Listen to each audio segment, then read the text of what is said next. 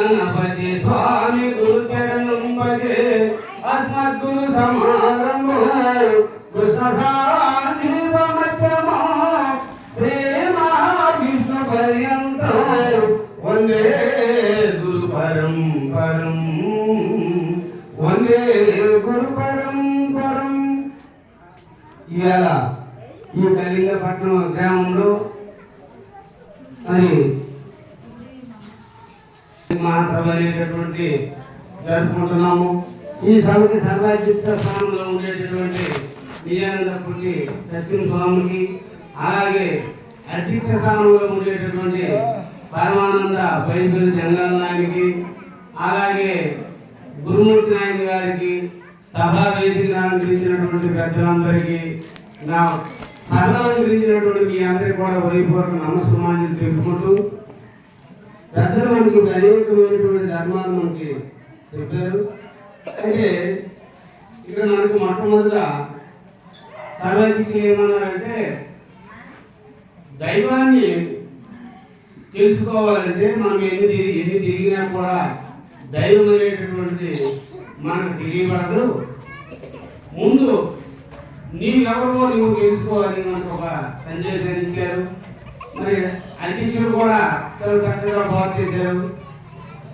అందుకనే మనకి యాజ్ఞవల్క్యుడు ఏమంటాడంటే, ఏదైతే అన్ని మతస్థులు వారు దేవుడు అంటున్నారో ఆ దేవుడు ఎక్కడో లేదు నాయనా, ఇక్కడే ఉన్నది, దాన్ని కలుగు అని చెప్పి తాము నిలిచి చోట దైవము లేడని పామరుడు తిరుపతిలో తిరిగి జోము విడిసి చేత సొమ్ములలో పోసి చెడికి హంపు చేరువేమా అంటే ఎక్కడో ఉన్నాడని, అది మనకి కనిపించడం లేదని అక్కడికి వెళ్ళి దర్శనం చేసుకుంటే మనకు లభ్యం అవుతుందని అనుకుంటాను. కానీ అది నీలోనే ఉన్నది. అది ఎట్లా ఉన్నది అని అంటే, దేవో దేవాలయ ప్రోక్త జీవదేవో సదాశివాత్మిక అజ్ఞాన నిర్మూలం స్వాహం భవేన పూజ. ఏదైతే నీలో ఉండే స్వాహం స్వాహం అని అంటుందో అదే పూజ, అదే దైవతత్వం అని, అదే భగవత్ స్వరూపం అని మనకు చెప్పినటువంటి విషయం. ఎందుకంటే ఈ పూర్ణ వారిని మనము తెలుసుకోవాలి. పరిపూర్ణాన్ని గ్రహించి మనం లేకుండా పోవాలంటే నీవెవరో నువ్వు ముందు తెలుసుకోవాలి. తెలుసుకోకపోతే అది తెలియదు. అందుకుంటే మనకి గురువేదలో కూడా 10-11 శ్లోకాలు అంటాడు, వేదశాస్త్ర పురాణాన్ని ఇతిహాసాన్ని కానిస మంత్రయంత్ర విద్యానం శృతి ఉచ్చారణాధికం అంటాడు.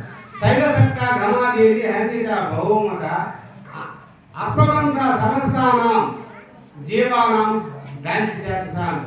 అంటే ఈ జీవులు అనేటటువంటి వారు ఈ వేదశాస్త్ర పురాణాలని ఇతిహాసాలని ఇవన్నీ ముందరేసుకొని చదవడము, ఇవన్నీ చదివిన తర్వాత వాడి స్వరూపం మీద వాడు తెలియకుండా పైన ఉన్నటువంటి నిజతత్వాన్ని తెలియకుండా ఇవన్నీ చదువుతున్నానైనా ఇవన్నీ ఎట్లాగంటే నువ్వు యాగాలు క్రతువులు ఎన్ని చేసినా కూడా గురుతత్వం అవజ్ఞాయ, గురుతత్వాన్ని తెలియకుండా చేసేటటువంటి అన్ని పనులు కూడా అజ్ఞానం వలన చేసేటటువంటివే కానీ ఇవి నిజముగా చేసేటటువంటివి కావు.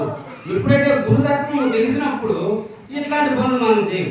శాస్త్రాలు చదివినా కూడా ఇది ఇక్కడ చూపెడుతుంది, ఇది గురుతత్వాన్ని చూపెడుతుంది, ఇది జీవతి స్థితిని చూపెడుతుంది అని మనకు అర్థమవుతుంది. నువ్వు యాగాలు చేయో, యజ్ఞాలు చేయో, యోగాలు చేయో, జపాలు చేయో, ఏమి చేసినా కూడా మనకేం చెప్తుంది అని అంటే, ఇవన్నీ కూడా గురార్పణ బుద్ధితో చేసినప్పుడే నీకు అది సత్ఫలితాన్ని ఇస్తారు. కానీ నేను చేస్తున్నాననే అహంకారంతో కానీ చేస్తే అది నీకేమి ఫలితం ఇవ్వదు అని మనకి ఇక్కడ గురువు యొక్క బోధిస్తుంది. అందుకుంటే మన అధ్యక్షుడు వారు కూడా ఏమన్నారంటే, తను తాగైనా మోక్షం పని వెలిగిరి అక్కడికి తెచ్చారు. మొత్తం ఏమిటంటే, తను తాగైనా మోక్షం పని వెలిగిరి కానీ దేవుని నమ్మకం అంటారు. అన్న ఇక్కడ ఇవన్నీ చదివిన తర్వాత ఏమి నీకు వచ్చింది? యాగాలు ఉన్నాయి, యజ్ఞాలు ఉన్నాయి, ఇవన్నీ అంటే మనకు 4 వేదాలు కానీ తీసుకుంటే, ఈ ఋగ్వేదంలో ప్రజ్ఞానం బ్రహ్మని, యజుర్వేదంలో అహం బ్రహ్మాస్మని, అలాగే సాంగవేదంలో తత్వమసి బ్రహ్మని, అలాగే అధర్వ వేదంలో ఐమాత్మ బ్రహ్మని, ఇవన్నీ కూడా నీ యొక్క స్వరూపానికి తెచ్చే నిలిపేశాయి. అయితే నిన్ను నువ్వు తెలుసుకుంటే నీకు మోక్షం కలుగుతుందా అంటే అది కలగదు. తను తాదైన మోక్షం మరి వెలిగిరి కానీ తిరిగి నమ్మకమైన ఎందుకు అది ఎరుకే. ఆ ఎరుక అనేటటువంటిది నువ్వు చక్కగా విచారణ కానీ చేసుకుంటుంటే మళ్ళీ అంటాడు నెక్స్ట్ కందార్థంలోనే జనుల ఆత్మానుభవమే ముక్తిని వెలిగిరి నమ్మకం మెరుగు కనరాదచ్చర గురుకృప. అనుభవం ఎవరికి ఆ మాట నిజమా, అనుభవం వాళ్ళకి ఈ మాట నిజమా అంటే జనుల ఆత్మానుభవమే ముక్తి. వేదాల్లో చదువుకున్నాము ప్రజ్ఞానం బ్రహ్మ అన్నాను, నేనే బ్రహ్మమై ఉన్నాను, నా నుండి వచ్చినటువంటి ఈ జగత్ అని అనుకున్నాను. అయితే నన్ను నేను తెలుసుకుంటే ఇక్కడ మోక్షం కలుగుతుందా, ముక్తి కలుగుతుందా? అది కలగదు అంటాడు. నువ్వు తెలుసుకోకపోయినా నువ్వు ఆత్మస్వరూపుడివే, తెలుసుకున్న ఆత్మస్వరూపుడివే కాబట్టి ఈ ప్రజ్ఞానం బ్రహ్మ అనేటటువంటిది చాలదు అని చెప్తాడు. ఇక్కడ అహం బ్రహ్మాస్మి అనేటటువంటిది, ఈ అహం అనేటటువంటి ఏదైతే నేను బ్రహ్మ అని అనుకుందో అది కూడా బ్రహ్మాస్మి అంటే అది కూడా చెప్పాలంటే అది కూడా చాలదు.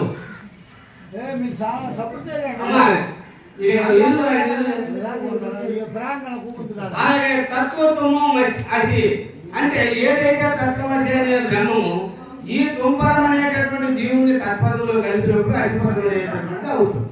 అయినప్పుడు ఏమవుతుంది? అది నీ యొక్క స్వరూపమే. అక్కడ కూడా ఇది ముక్తి అంటే చెల్లదు అంటారు. ఐమాత్మ బ్రహ్మము అన్నాడు. ఈ 4 వేదాలు, ఈ 3 వేదాలు కూడా ఏ ఆత్మలో ఉన్నాయో ఆ ఆత్మస్వరూపమే బ్రహ్మం అనేటప్పుడు అదే ఆత్మస్వరూపం మళ్ళీ నువ్వు తెలుసుకున్నా తెలియకపోయినా నీ ఆత్మస్వరూపం నీవే కాబట్టి అది కూడా బ్రహ్మం అంటే చెల్లదని అంటారు. అందుకని దేవుడు ఆత్మోభయం ముక్తిని వెలిగిన నమ్మకం అని ఎరుకే అంటారు. ఈ 4 వేదాలు విచారించి 4 వేదాలకు అతీతమైనటువంటి వేదాంత స్వరూపమైనటువంటి ఏదైతే నిర్గుణ బ్రహ్మం ఉన్నదో, ఏదైతే గురుస్వరూపం ఉన్నదో దాన్ని నువ్వు తెలుసుకుంటే నీకు మోక్షము ముక్తి కలుగుతుందని చెప్తారు. అది కూడా ఎరికేనైనా అది నీ యొక్క స్వరూపమే. కాబట్టి ఇట్లా నువ్వు ఎన్ని తెలుసుకున్నా ఇది నీ యొక్క స్వరూపమే కానీ నీ పరిపూర్ణ భావాన్ని తెలిపేటటువంటిది కాదు. కాబట్టి జనుల ఆత్మనుభవమే ముక్తి వెలికి నమ్మకం వెలికే కనరాదు ఎచ్చక. ఎవరికి కనరాదు అంటే గురుకృప కలిగినటువంటి వారికి కనరాదు ఎచ్చక. అనుభవం ఎవరికి ఆ మాట నిజమా? అనుభవం అనడానికి నువ్వు ఉన్నావా? ఇక్కడ మనం బాగా విచారణ చేయాలి.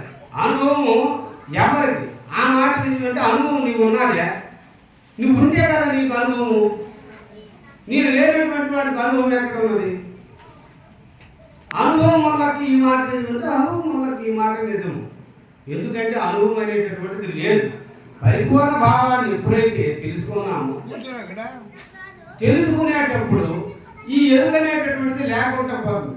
అనుకుంటే కృష్ణుడు అంటాడు, సూటిగా నామది నాటింది చాలు చాలు నీకై నీ నోట నీవు బలుగు దాకును చాటువులు చెప్పుతును సరైన మాట రాగోరుతు నీ మరి నోట. 100కి చేరు మాటనే తెలియము మాటి మాటికి ఒట్టి పాటలు ఎందుకు సరైన నా మాట రాగోరుతు నీ నోట అంటాడు. అంటే సూటిగాను వాళ్ళు తెలిపిద నామది నాటింది నువ్వు చాలు చాలు అనేటటువంటి వరకు నీకు చెప్తానైనా అని చెప్పేటటువంటి విధానాన్ని చక్కగా క్రమబద్ధకంలో చెప్పేటప్పుడు ఏం చేస్తాడు ఆయన అంటే అప్పుడు సాంఘిక విచారణ అనేటటువంటిది స్టార్ట్ చేసి ఈ మనకి భద్రాద్రామ శతకంలో చెప్పినట్లుగా ఈ 25 ఇంద్రియులు ఆత్మ కాదని ఇన్నింటిని ఎరిగే పరమాత్మని సాంఘిక యోగంకు సాధించి సంచలనుడు అంటాడు. ఎప్పుడైతే సాంఘిక యోగం నువ్వు సాధించి ఇవన్నింటినీ తెలిసినటువంటి ఆత్మనుభవం ఏదనుకున్నామో అదే నీ స్వరూపం అని అక్కడికి తెచ్చి అప్పుడు ఆ తర్వాత తారక యోగాన్ని మనకి చక్కగా చెప్తాడు. ఏది ఈ సత్యక్ర విచారణ అనేటటువంటి తారకము అంటే ఆధార స్వాదిష్ట మణిపూర్త అనంత విశ్వత ఆదిత్య సహస్రాలు.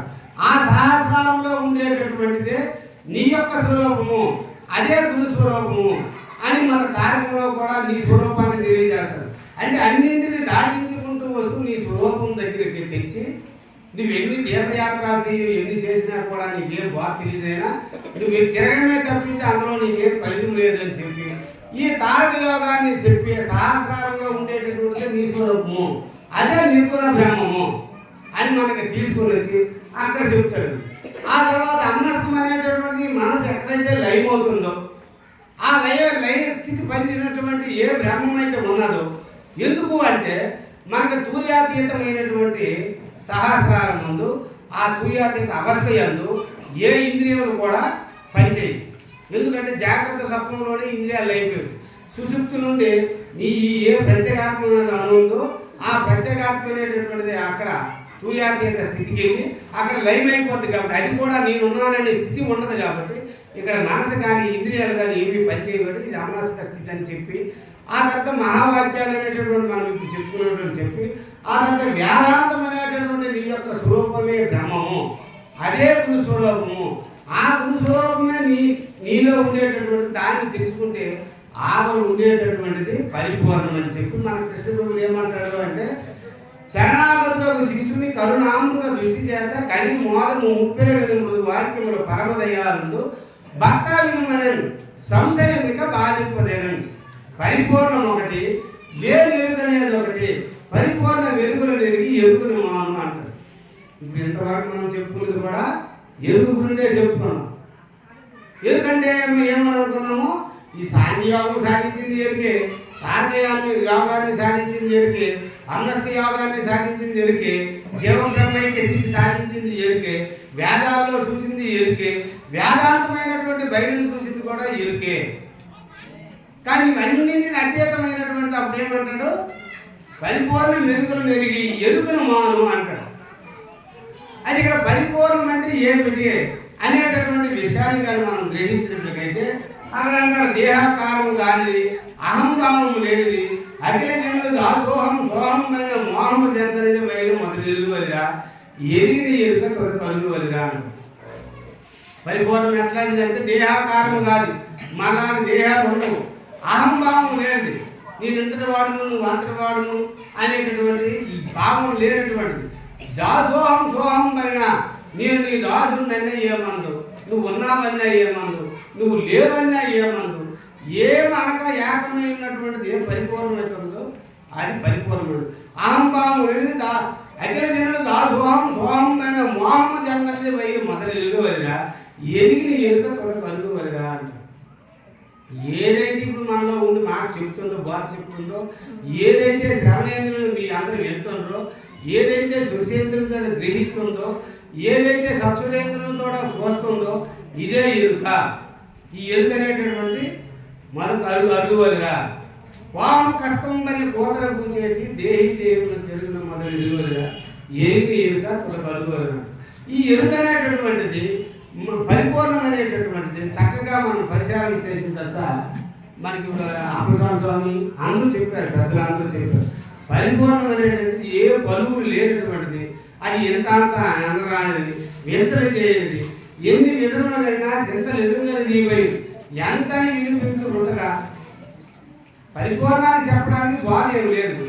గురువు చూసిన ద్వారా గ్రహించి, గురువు చూసి ఎప్పుడైతే మనం గ్రహించామో అప్పుడు మనం లేము అనేటటువంటి నిర్ణయానికి వచ్చేటప్పుడు ఆ పరిపూర్ణ దర్శనం మనకి జరుగుతుంది. జరిగినప్పుడు ఇంక మనం ఉన్నామా, ఇప్పుడు అగ్ని ఉన్నది, కర్పూరం ఉన్నది. ఈ కర్పూరం అనేటటువంటి అగ్నిని దర్శించేటప్పుడు కర్పూరం ఉంటుందా? కర్పూరం లేనప్పుడు ఇంకేమున్నది? పరిపూర్ణ దర్శనం జరిగింది కదా, నేను లేనప్పుడు ఇంకేముంది? పరిపూర్ణమే కదా ఉంది. అదే సూది మోపు సందు లేకుండా సర్వము నిండే నిమిడే కృతంపై ఏమి అనగను యాపం ఏముంది భక్త బయలు అదే మొదలు ఎలుగుదని అంటారు. అలాగే ఇంకా సామాజిక ఏమి చూపుడు కామ క్రోధాధికముల కాదని